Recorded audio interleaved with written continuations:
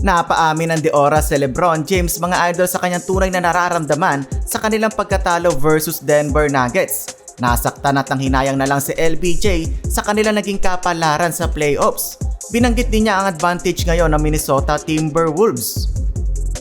Lagpas isang linggo na din mga idol lang ma-eliminate ang LA Lakers sa kamay ng defending champs. Kamuntikan lang masweep ulit ang Lakers pero nakapanalo sila ng isang game kaya't naging gentleman sweep ang serye.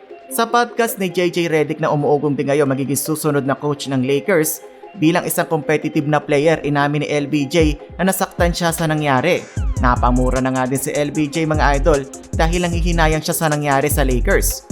Kung naiayos lang nila ang ilang couple of plays sa laro ay baka nakuha pa daw nila ang serye.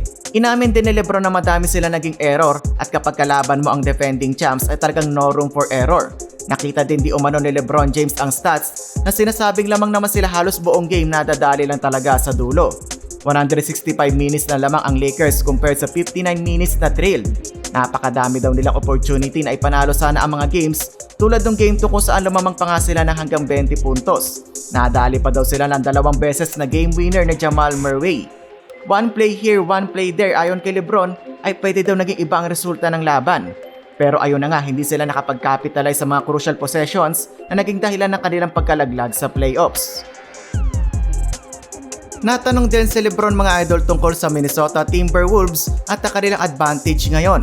Sabi ni LeBron ang length or haba ng kanilang wing guys ang dahilan ng kanilang success ngayong playoffs. Bukod sa length ay high IQ din ng kanilang mga players at dagdag pa ni LeBron ng coaching staff na maganda ang defensive schemes. Naku, parang natamaan doon ang dating coaching staff ng Lakers mga idol. Bukod sa haba at defensive schemes, meron daw talaga mga player ang Timberwolves na porsigido dumepensa ayon kay LeBron. Kayo mga idol, sang-ayon ba kayo sa naging pahayag ni LeBron patungkol sa kanilang pagkatalo sa Nuggets at ang kanyang take sa Minnesota Timberwolves? Comment down below lang. Maraming salamat.